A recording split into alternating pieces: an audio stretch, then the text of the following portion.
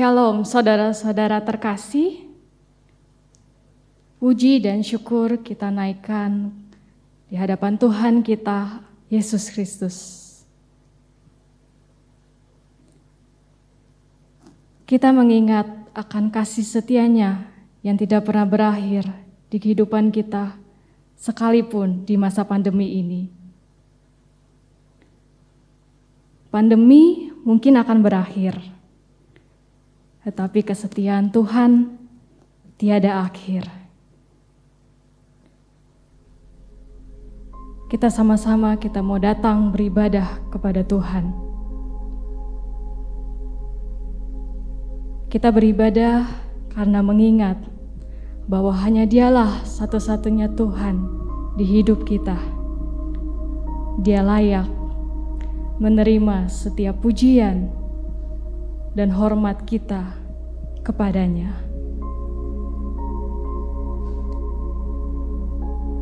Kita akan mendengarkan nyanyian dan syair puji-pujian dari pemazmur kepada Allah dalam pasalnya yang ke-16 ayat 1-6. Demikianlah firman Tuhan. Bahagia orang saleh. Miktam dari Daud. Jagalah aku, ya Allah, sebab padamu aku berlindung. Aku berkata kepada Tuhan, Engkaulah Tuhanku. Tidak ada yang baik bagiku selain Engkau. Orang-orang kudus yang ada di tanah ini, merekalah orang mulia yang selalu menjadi kesukaanku. Bertambah besar kesedihan orang-orang yang mengikuti Allah lain. Aku tidak akan ikut mempersembahkan korban curahan mereka yang dari darah, juga tidak akan menyebut-nyebut nama mereka di bibirku. Ya Tuhan, Engkaulah bagian warisanku dan pialaku. Engkau sendirilah yang meneguhkan bagian yang diundikan kepadaku. Tali pengukur jatuh bagiku di tempat-tempat yang permai. Ya, milik pusakaku menyenangkan hatiku. Mari kita persiapkan diri kita untuk berjumpa dengannya. Sama seperti pemazmur yang berkata kepada Tuhan, Engkaulah Tuhan, tidak ada yang baik bagiku selain Engkau.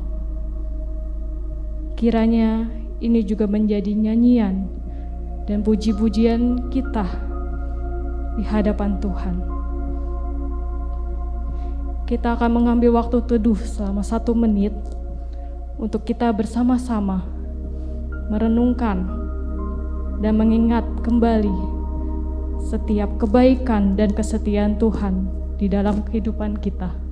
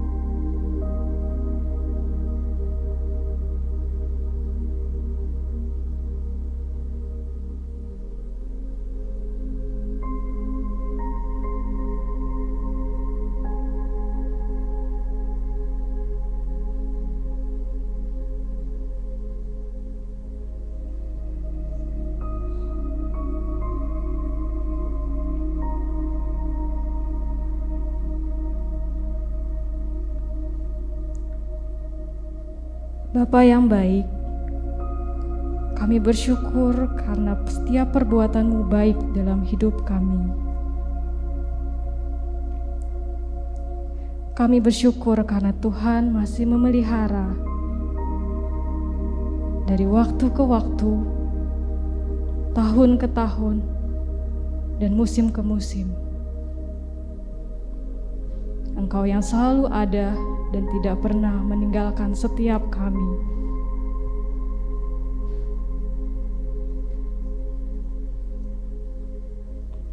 Terima kasih Tuhan. Kebaikan dan kesetiaan-Mu yang tak terhitung banyaknya selalu ada dalam hidup kami. Dan saat ini kami mau datang ke hadapan-Mu dengan segenap hati kami. Kami membawa setiap puji-pujian kami kepada-Mu, dan kami memberikan yang terbaik dari apa yang kami punya hanya kepada-Mu Tuhan.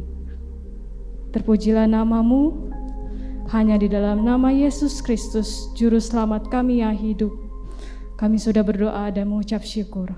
Haleluya. Amin.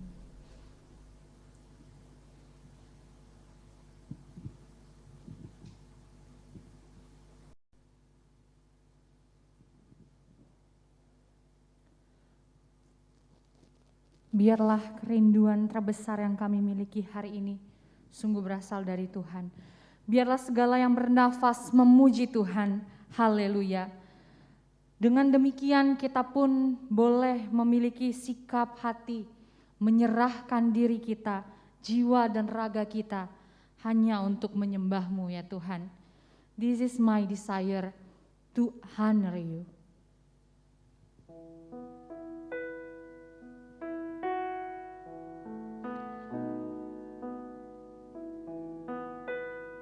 Mari semua kita mengatakan dengan kesungguhan hati.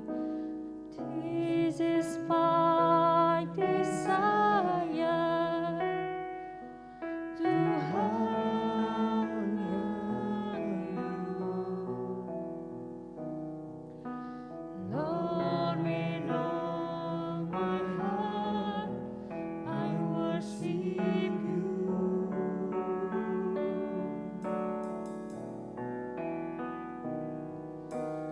All I have within me, I give You praise. All that I adore is in You. Lord, I give You my heart. Lord, I give You my heart, I give You my soul. I live for You alone. Every breath that I take, every moment I'm awake. Lord, have Your way in me. Mari kita datang kepada Tuhan dan mengatakan kepadanya, ini kerinduanku ya Tuhan, memuji-Mu, menyembah-Mu. Mari kita katakan bersama, this is my desire. This is my desire to honor You. Lord, with all my heart I worship You.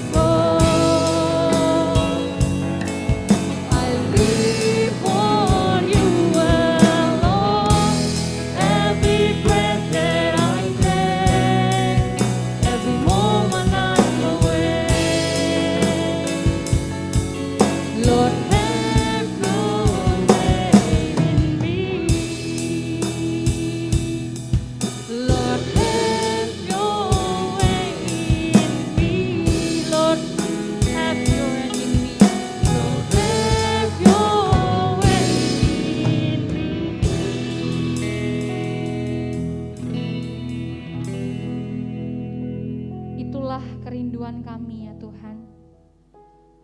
Biarlah pujian ini yang kami naikkan ini sungguh-sungguh berkenan di hadapan-Mu.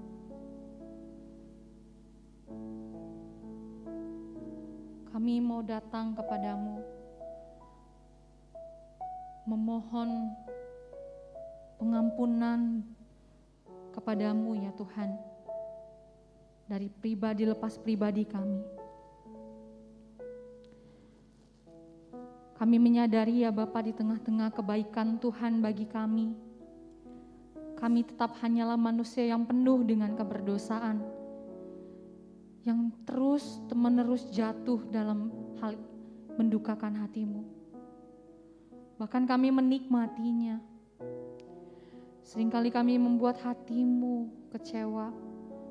Untuk itu kami datang memohon ampun ya Bapa. Perbaharuilah hati kami, reorientasikan pikiran kami, sehingga semua yang kami lakukan hari ini dalam ibadah-Mu boleh sungguh-sungguh menyenangkan hati Tuhan. Untuk itu kami datang menyerahkan setiap kami yang beribadah hari ini, dan juga setiap kami yang melayani.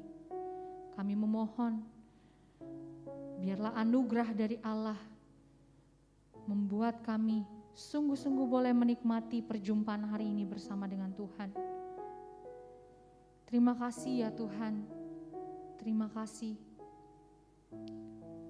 Biarlah setiap kami kembali diingatkan akan cinta kasih Tuhan yang memberikan anugerah pengampunan itu kepada setiap kami. Di dalam nama-Mu Yesus Kristus, Juru Selamat kami, Sang Penebus hidup kami berdoa. Amin.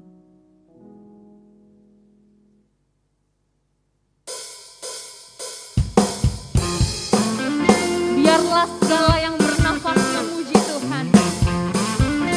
Terpujilah Allah. Mari kita nyanyikan bersama pujian ini. Langit dan bumi, pujilah Tuhan.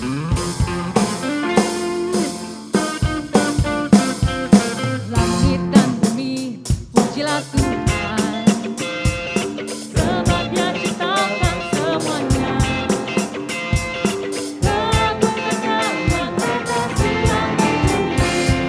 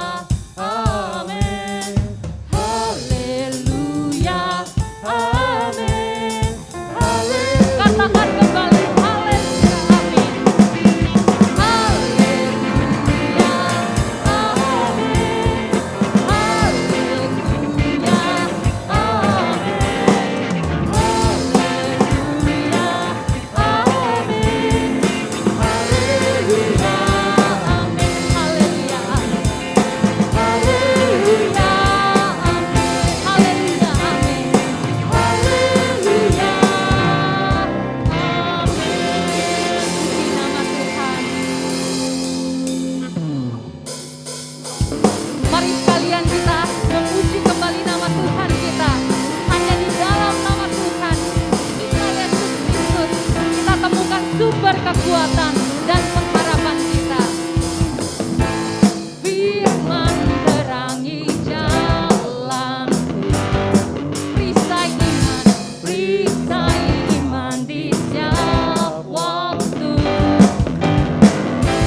Lindungiku dari segala, tak pernah ku ragu, karena Dia bersama. Dia menjaga dengan kuasa mulia. Hanya di dalam nama-Nya Yesus kami berpengharapan di sepanjang hidupku. Hanya di dalam kuasa-Nya pasti tersedia kemenangan bagiku selama-lamanya. Mari bersama-sama kita bersukacita, bertepuk tangan dan mengatakan kebenaran yang membebaskanku. Kebenaran yang membebaskan, selalu beriku kekuatan, selalu kekuatan, hadapi segala tantangan. Tak pernah ragu, karena Dia bersama, setia menjaga dengan kuasa mulia. Hanya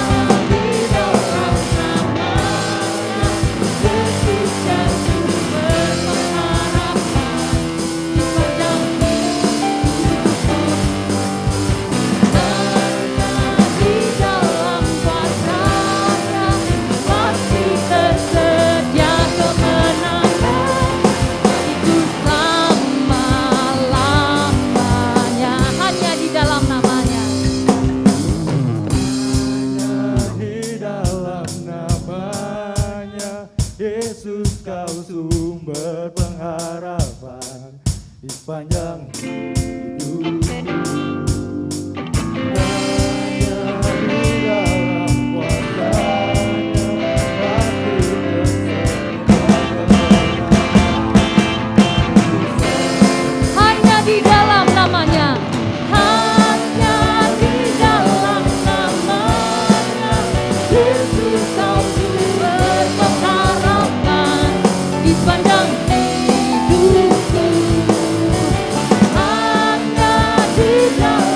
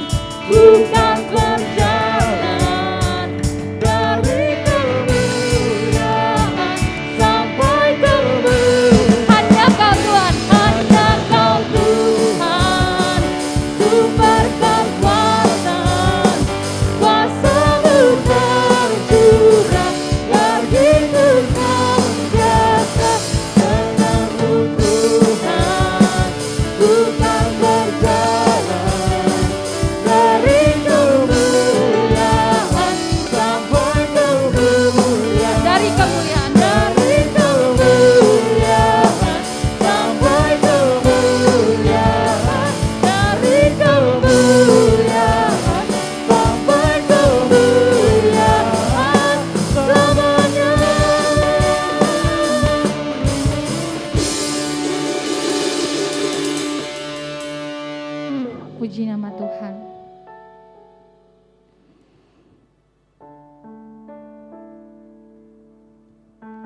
Sebentar lagi kita akan bersama-sama menikmati kebenaran firman Tuhan. Rumput menjadi kering, bunga menjadi layu, tetapi firman Allah yang kita miliki tetap untuk selama-lamanya. Itulah yang disampaikan oleh Yesaya. Biarlah hari ini setiap kita boleh kembali menikmati sapaan Tuhan. Mari bersama-sama kita katakan, "Speak, O Lord, as we come to you."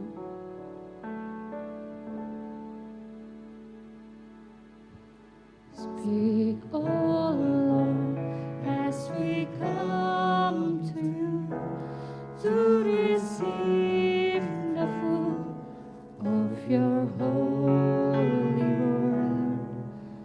Take your truth, plant it deep in us, shape and fashion us in your likeness, that the light of Christ might be seen today in our ways of love and deeds of faith. Speak, O Lord, and fulfill in us all your purposes for your glory. Ajar kami Tuhan, taat pada apa yang Tuhan katakan kepada kami, dan melihat firman-Mu sebagai hal yang berharga dalam hidup kami. Teach us, Lord. Teach us, Lord, full obedience,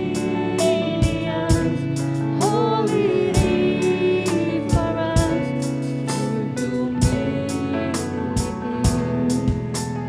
Test our faith and our attitude in the radiance of your beauty. And for where to rest, cast eyes to see your majesty, love, and authority. Words of art that can never fail, let their beauty prevail for your glory.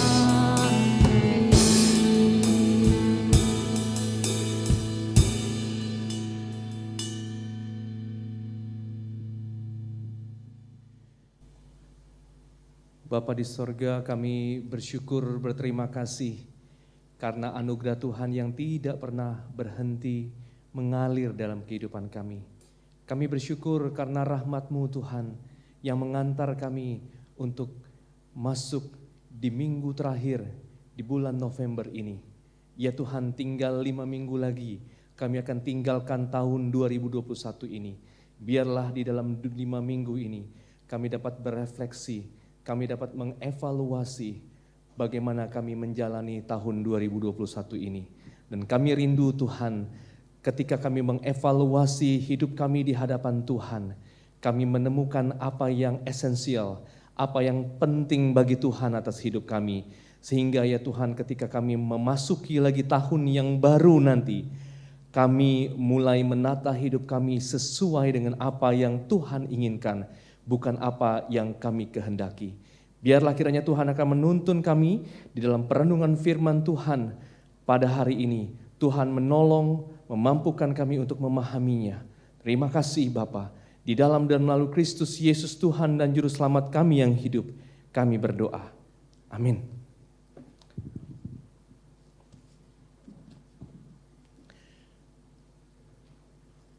Mari rekan-rekan sekalian, saya mengajak kita untuk membaca satu bagian firman Tuhan yang diambil dari Lukas pasalnya yang ke-12 ayat 13 sampai ayatnya yang ke-21. Lukas 12 ayat 13 sampai ayat yang ke-21. Lukas 12 ayat 13. Seorang dari orang banyak itu berkata kepada Yesus, "Guru, katakanlah kepada saudaraku supaya ia berbagi warisan dengan aku." Tetapi Yesus berkata kepadanya, "Saudara, siapakah yang telah mengangkat aku menjadi hakim atau pengantara atas kamu?" Katanya lagi kepada mereka, "Berjaga-jagalah dan waspadalah terhadap segala ketamakan, sebab walaupun seorang berlimpah-limpah hartanya, hidupnya tidaklah tergantung daripada kekayaannya itu." Kemudian ia mengatakan kepada mereka suatu perumpamaan, katanya, "Ada seorang kaya tanahnya berlimpah-limpah hasilnya. Ia bertanya dalam hatinya, apakah yang harus aku perbuat? Sebab aku tidak mempunyai tempat di mana aku dapat menyimpan hasil tanahku." Lalu katanya, "Inilah yang akan aku perbuat. Aku akan merombak lumbung-lumbungku dan aku akan mendirikan yang lebih besar dan aku akan menyimpan di dalamnya segala gandum dan barang-barangku. Sesudah itu, aku akan berkata kepada jiwaku, jiwaku ada padamu banyak barang, tertimbun untuk bertahun-tahun lamanya, beristirahatlah, makanlah, minumlah, dan bersenang-senanglah." Tetapi firman Allah kepadanya, "Hai engkau orang bodoh, pada malam ini juga jiwamu akan diambil daripadamu. Dan apa yang telah kau sediakan, untuk siapakah itu nanti?" Demikianlah jadinya dengan orang yang mengumpulkan harta bagi dirinya sendiri, jikalau ia tidak kaya di hadapan Allah. Saudara, beberapa waktu yang lalu di tahun ini, sekitar bulan 4 atau bulan 5, ada pertanyaan yang muncul dan viral di sosial media. Pertanyaan itu seperti ini, umur 25 tahun sudah punya apa? Umur 25 tahun sudah punya apa? Lalu kemudian ada yang mencantumkan seperti ini, saudara. Umur 25 tahun seharusnya punya tabungan 100 juta. Punya cicilan rumah sisa 20% lagi. Punya kendaraan pribadi, gaji minimal 8 juta. Ada juga yang menulis, punya 5 sumber income. Nah saudara, waktu pertanyaan ini viral, ada banyak yang meresponi. Ada yang galau karena belum punya apa-apa, saudara. Tapi ada juga yang merespon dengan baik, dengan berkata yang penting adalah self-development. Saudara, di Twitter, ada yang nge-tweet seperti ini, usia 25 itu ketika mimpimu yang begitu indah tak pernah terwujud, ya sudahlah. Saat kau berlari mengejar anganmu dan tak pernah sampai, ya sudahlah. Jadi umur 25 sudah punya apa? Ya sudahlah. Namun ada juga yang berkata seperti ini, yang penting itu bukan punya harta, punya ini, punya itu, yang penting punya tujuan hidup yang jelas. Buat apa punya harta, tapi tujuan hidup tidak jelas. Apakah saudara setuju dengan statement seperti itu? Saudara, apakah kita setuju atau tidak setuju, tapi mari kita perhatikan sejenak, mengapa pertanyaan sudah punya apa ini diangkat, saudara. Dan mengapa harta itu menjadi standarnya? Saudara, jawabannya jelas karena memang bukan hanya hari ini, tetapi dari dulu harta itu menjadi suatu standar dari kehidupan yang sukses. Dan ini tidak hanya berlaku untuk orang yang berusia 25 tahun. Saya pikir saudara, untuk orang yang berusia 35 tahun, 45 tahun, 55 tahun, bahkan 65 tahun pun masih relevan. Di umur segini, kamu sudah punya apa? Saudara, apa bahayanya kalau kemudian kita meletakkan kesuksesan yang seperti ini sebagai standar kehidupan? Apa yang Alkitab katakan tentang hal ini, saudara? Apakah Alkitab menentang kesuksesan yang seperti ini? Atau jangan-jangan Alkitab tidak mengajarkan sama sekali tentang hidup sukses yang seperti ini, saudara? Saudara, mari kita perhatikan teks yang tadi sudah kita baca bersama-sama. Saudara, teks ini yang kita baca ini bermula dari seseorang yang menghampiri Tuhan Yesus yang sedang mengajar. Sebenarnya sebelumnya Tuhan Yesus di pasal 12 ini mengajarkan kepada murid-muridnya tentang hal yang penting. Jangan khawatir kalau ada penderitaan dan sebagainya. Jangan takut kalau terjadi ini dan itu. Ada Tuhan yang memelihara hidupmu. Kira-kira seperti itu. Lalu dari kerumunan itu muncul seseorang yang datang dan berkata kepada Tuhan Yesus, "Guru, katakanlah kepada saudaraku supaya ia berbagi warisan dengan aku." Saudara, tampaknya orang ini punya masalah dengan pembagian harta warisan dengan saudaranya, saudara. Tampaknya orang ini tidak puas dengan pembagian harta yang sudah dilakukan antara dia dan saudaranya. Saudara, orang Yahudi berdasarkan hukum Taurat, saudara, membagi harta itu memang lebih banyak untuk anak sulung. Sedangkan untuk anak yang lainnya lebih kecil jatahnya.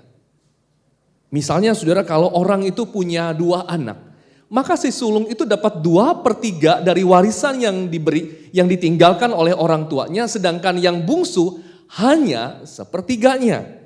Nah saudara, kalau begitu, kalau yang sulung dapat 2/3 dan yang bungsu dapat 1/3, kita bisa menduga kemungkinan yang datang kepada Tuhan Yesus itu adalah anak bungsu, bukan anak sulung.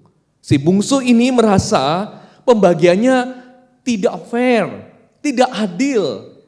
Seharusnya bukan 1/3, harusnya sama-sama 1/2, bukan 1/3. Tidak adil kalau kakaknya, kalau kokohnya dapat 2/3, harusnya sama-sama dong.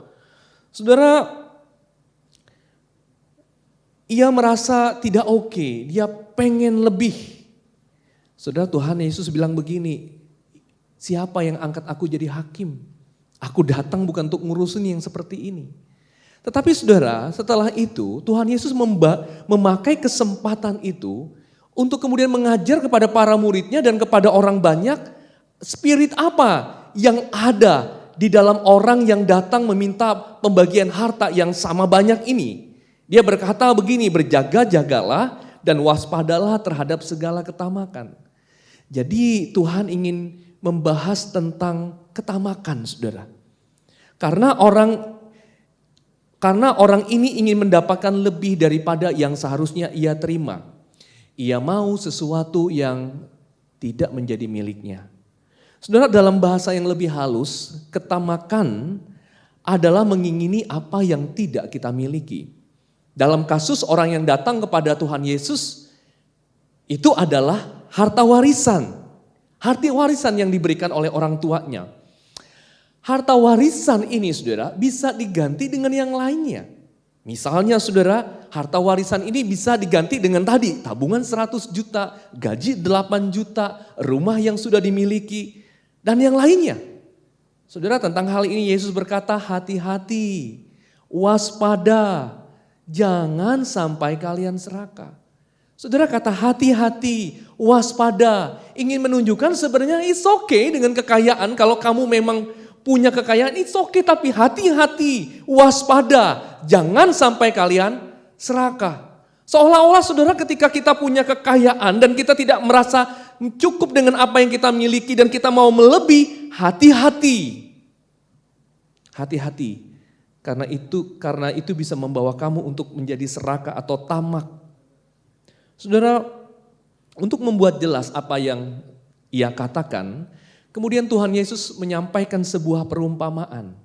Saudara, kita perlu perhatikan bahwa perumpamaan itu salah satu tujuannya adalah untuk membuat real, membuat nyata pengajaran yang disampaikan oleh Tuhan Yesus. Saudara, disampaikan bahwa dalam perumpamaan itu ada seorang kaya. Perhatikan saudara ya, orang ini orang apa? Orang kaya. Artinya dia sudah punya banyak dalam hidupnya. Bukan tidak punya apa-apa, dia punya banyak. Sekaya apa memang tidak dijelaskan. Intinya orang ini adalah orang kaya. Seorang kaya yang kemudian dianugerahi, diberkati dengan apa? Dengan hasil panen yang melimpah. Saudara bayangkan, ini orang kaya yang kemudian tiba-tiba hasil panennya melimpah tiba-tiba. wah ini sebuah kekejutan dalam cerita yang disampaikan oleh Tuhan Yesus. Tiba-tiba ada orang kaya yang kelimpahan harta. Nah saudara, ketika hasil panennya melimpah, lumbungnya sudah tidak muat lagi. Lalu dia berpikir keras, apa yang dia harus lakukan? Saudara, kalau saudara jadi orang kaya ini, kira-kira apa yang saudara akan lakukan? Ya sekarang mungkin tidak ada dari kita yang kemudian punya hasil panen, bukan ya? Kita nggak punya itu. Kita nggak punya gandum, kita nggak punya padi, kita nggak punya ladang saudara. Tapi bayangkan saudara kalau tiba-tiba saudara taruh saham, blue chip, tiba-tiba naik meroket, tinggi sekali begitu ya. Waduh, banyak. Saudara, apa yang saudara akan lakukan dengan berkat yang tiba-tiba melimpah?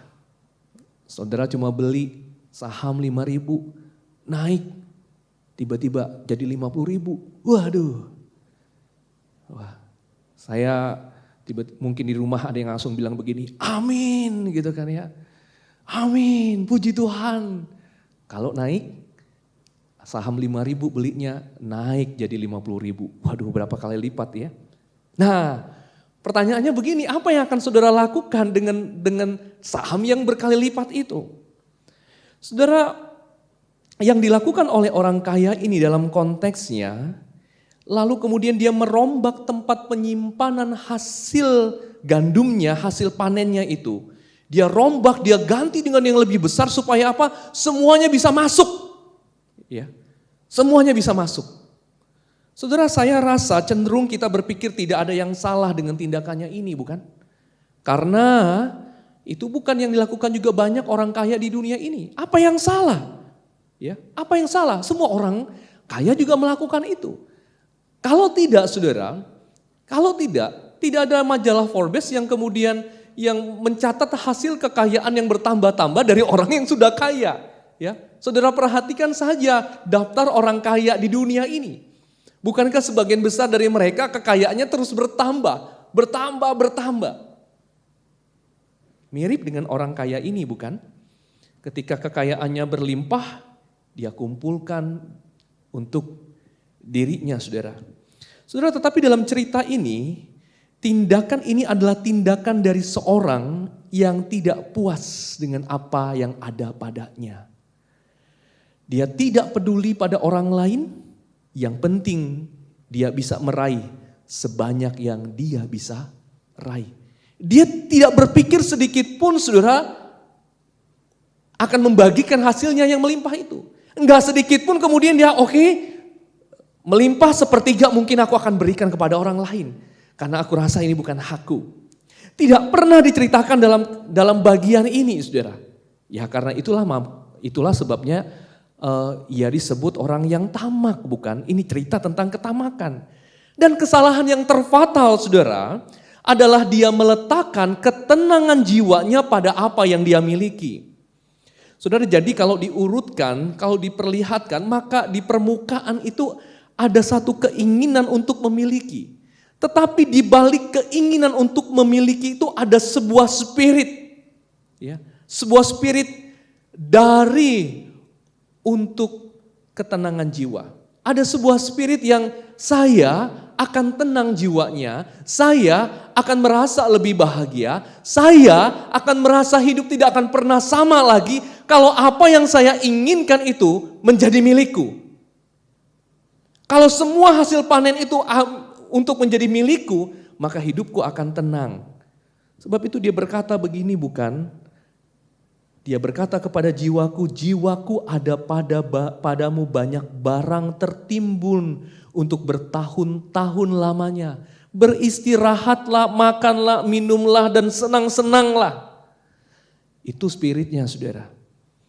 Ketenangan jiwanya diletakkannya pada harta benda, pada kekayaan.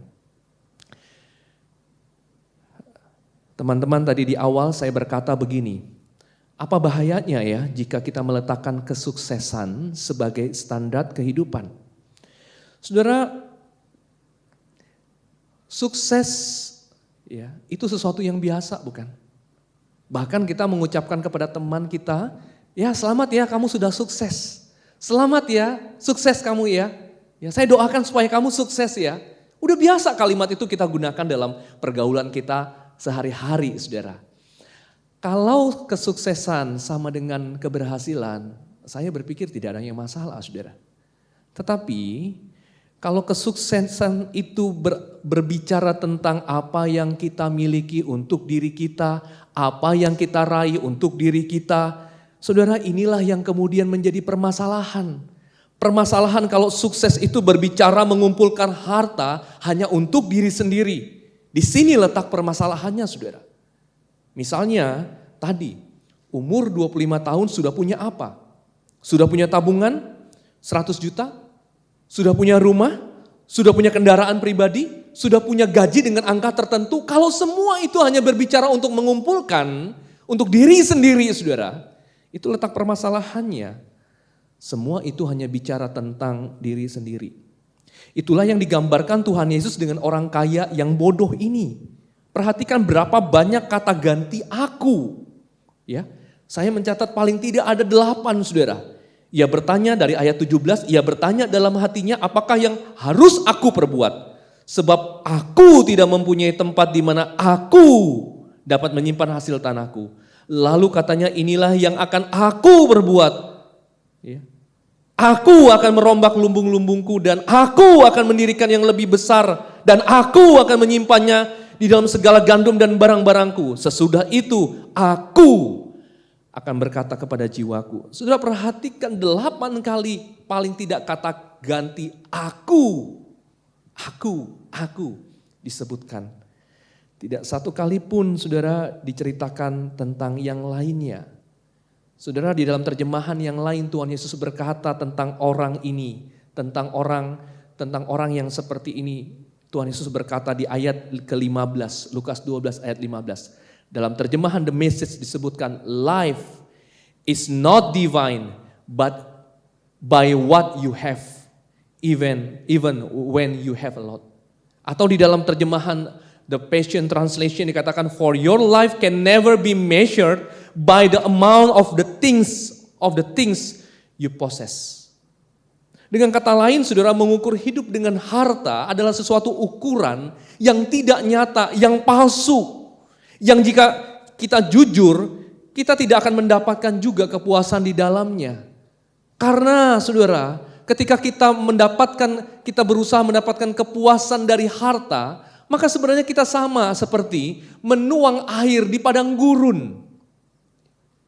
Berapa ember pun air yang kita tuangkan saudara di dalam padang gurun, air itu akan tetap turun ke bawah dan tidak akan pernah terpenuhi, saudara. Saudara, Jim Carrey, seorang komedian dan artis di Amerika yang terkenal kaya raya itu, menurut salah satu sumber waktu kemudian kekayaannya mencapai 2,1 triliun rupiah. Dia menulis sebuah kalimat seperti ini. I think everyone should get rich and famous and do everything that they ever dream of so they can see that it's not the answer. Jadi katanya saudara, kata Jim Carrey, boleh saja kita jadi kaya dan terkenal dan lakukan semua mimpi yang kita punya. Tetapi setelah itu kita tahu ternyata itu bukan jawaban yang kita inginkan. Semua itu bukan yang memuaskan hidup kita.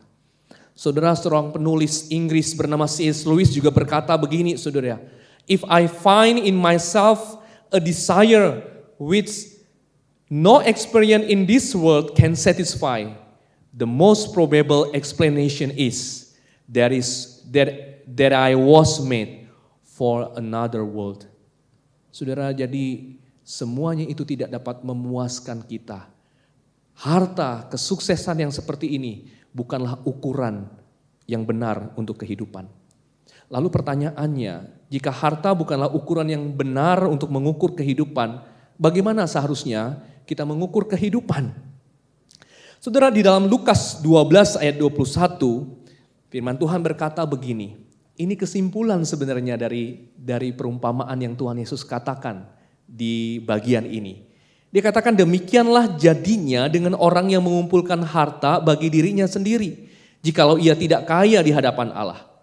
Saudara, kata penghubung jikalau memberikan kita arah yang berbeda. Kita seharusnya tidak memusatkan diri kita dengan pertanyaan, sudah punya apa?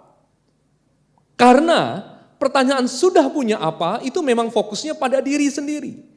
Pertanyaan yang seharusnya kita tanyakan adalah, sudah lakukan apa untuk Allah?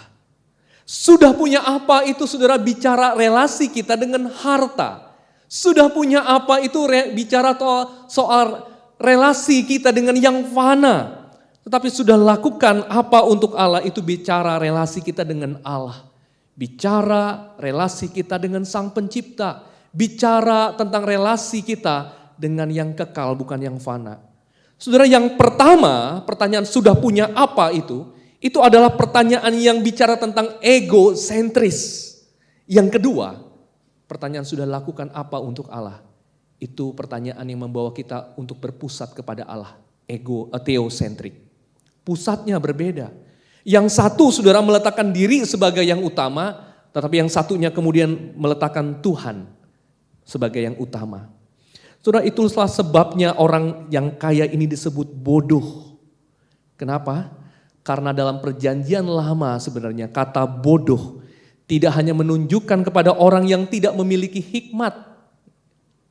Kata bodoh itu bukan hanya sekedar dia tidak pintar, dia tidak bijaksana, dia tidak punya hikmat. Di dalam perjanjian lama kata bodoh menunjuk kepada orang yang bertindak tanpa Tuhan.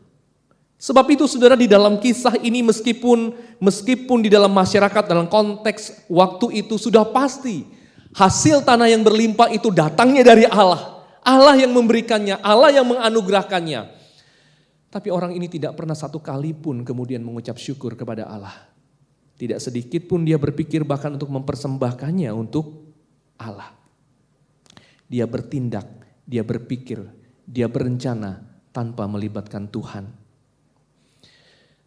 Saudara, suatu kali ada seorang teman datang kepada saya dan bertanya, firman Tuhan berkata, carilah dahulu kerajaan Allah, kerajaan sorga dan kebenarannya. Caranya gimana, Ron? Saya harus cari di mana kerajaan sorga itu? Saudara, waktu pertanyaan ini ditanyakan kepada saya, jujurnya saya tidak bisa menjawabnya dengan baik. Waktu saya pulang, saya mikir apa ya kira-kira jawabannya. Saudara, dalam perenungan saya saudara, saya bertanya begini, kalau bicara soal kerajaan, yang paling penting dalam sebuah kerajaan itu apa ya? Pasti rajanya, bukan? Lalu siapa raja di dalam kerajaan Allah atau di dalam kerajaan sorga? Ya pasti Allah itu sendiri, Allah lah rajanya. Jadi kalau pertanyaannya, waktu kita mau cari kerajaan Allah, cari siapa? Cari rajanya, temui rajanya. Itu caranya saudara. Nah saudara, kita perlu tahu dalam konteks kerajaan, punya relasi dengan raja itu segalanya saudara. Saya ulangi saudara. Dalam konteks kerajaan, punya relasi, punya hubungan dengan raja, itu segalanya.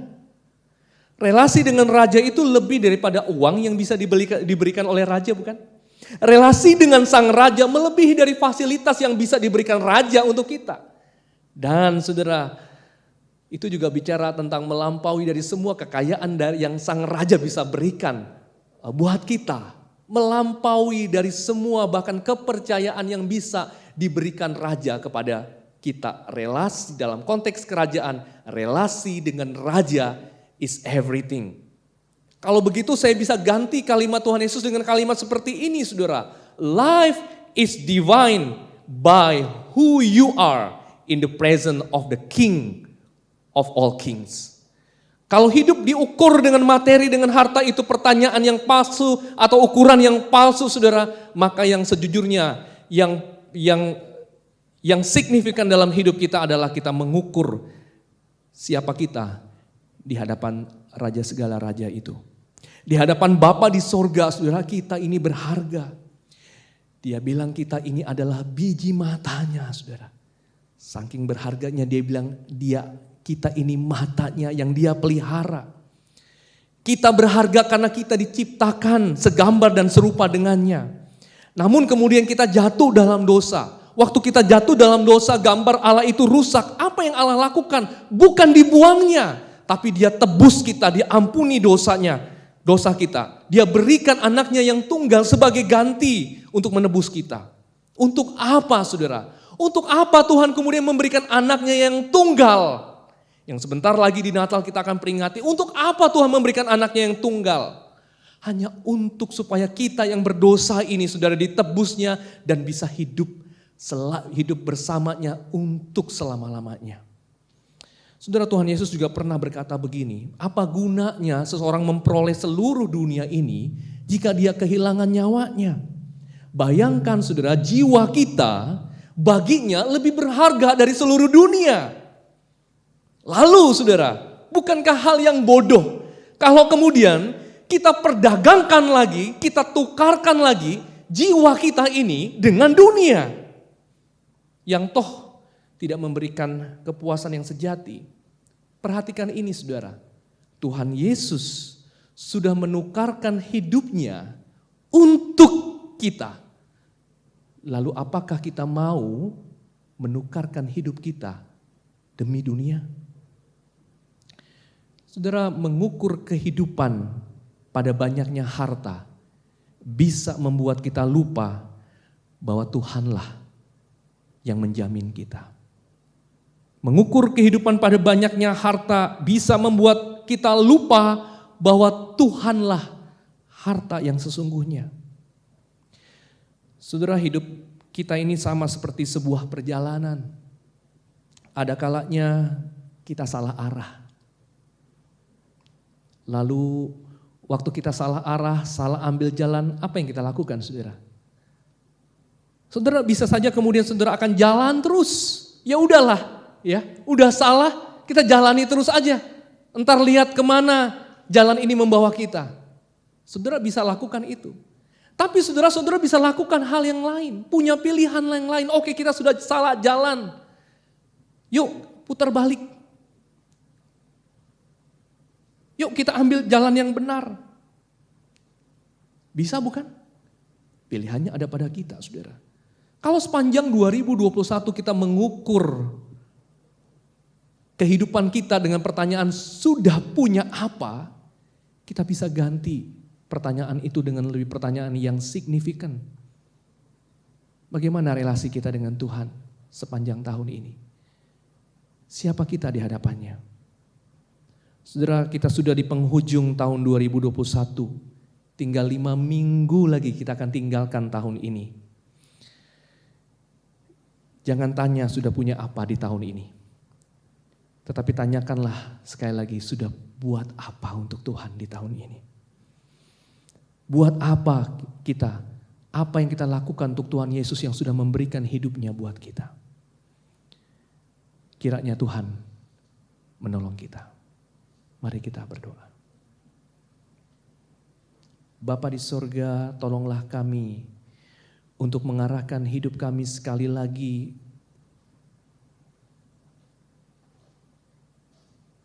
kepada jalan yang benar yang Tuhan ingin kami jalani. Biarlah kami, Tuhan, tolong dengan anugerah-Mu untuk bisa keluar dari jebakan yang dibuat oleh dunia ini, sehingga kami memang tidak serupa dengan dunia, tapi kami serupa dengan Tuhan. Berkati kami mengakhiri tahun ini, supaya kami mendapatkan ketenangan di dalam-Mu, Bapa. Kami tidak mau mengukur jiwa kami yang kekal, yang sudah Tuhan tebus ini dengan sesuatu yang fana. Ajarkan kami untuk mengucap syukur berapapun yang kami miliki. Karena kami tahu Tuhan itu adalah harta sesungguhnya bagi kami. Dalam nama Tuhan Yesus kami berdoa. Amin.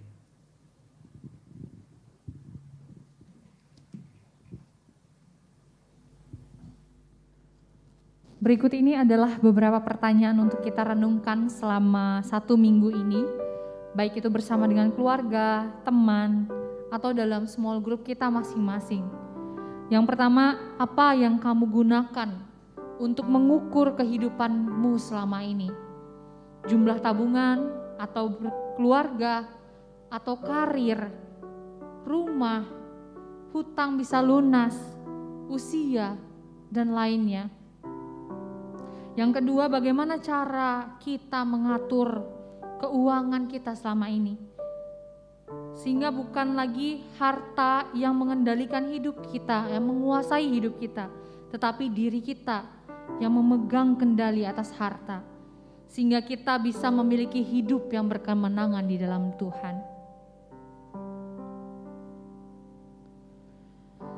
Sebentar lagi kita akan memasuki persembahan kepada Tuhan. Mari kita mengingat bahwa persembahan adalah wujud ucapan syukur kita dan penyembahan kita kepada Tuhan kita. Untuk itu mari kita bersatu dalam doa. Bapa, kami bersyukur begitu banyak berkat yang kami miliki hari ini dan kami tahu persis itu dari Bapa. Dan hari ini kami mau mengembalikannya kepada Tuhan. Pakailah setiap apa yang kami miliki ini untuk menjadi kemuliaan bagi nama Tuhan, memperbesar kerajaan-Mu di bumi, dan nama Tuhan dimuliakan. Terima kasih Tuhan, di dalam nama Tuhan Yesus kami berdoa dan bersyukur kepada Bapa di surga. Amin.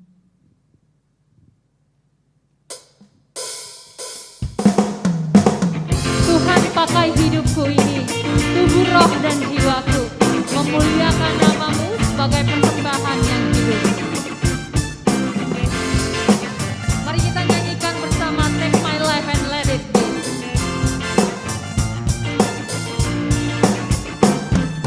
Take my life and let it be consecrated, Lord, to Thee. Take my moment and my day, let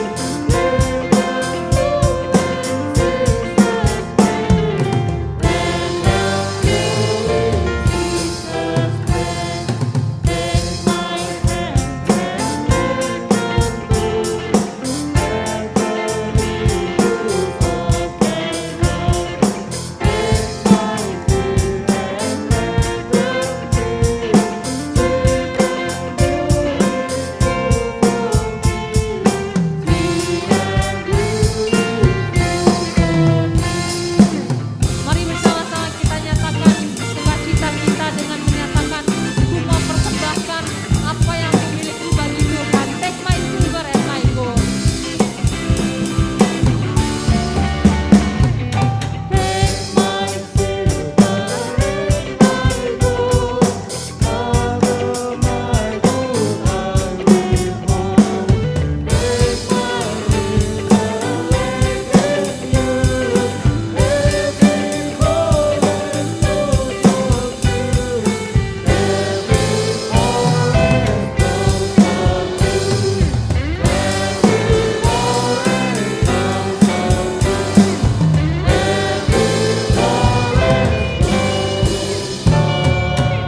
Every forest goes Dengan sikap yang penuh hormat dan takut akan Tuhan, mari kita kembalikan segala kemuliaan hanya bagi Allah Tritunggal yang layak menerimanya.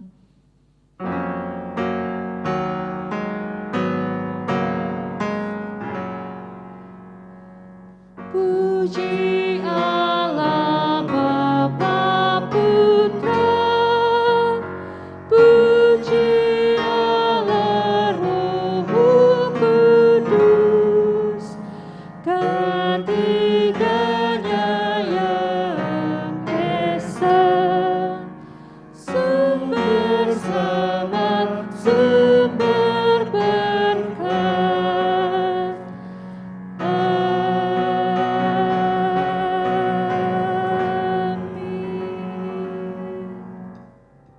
Jemaat yang disayang oleh Tuhan Yesus, biarlah kita memberi diri kita untuk dipimpin oleh Roh Kudus yang membawa kita untuk menjadi pelaku-pelaku firman Tuhan. Dan terimalah berkat dari Allah Tritunggal. Tuhan memberkati engkau dan melindungi engkau. Tuhan menyinari engkau dengan wajah-Nya dan memberi engkau kasih karunia. Tuhan menghadapkan wajah-Nya kepadamu dan memberi engkau damai sejahtera.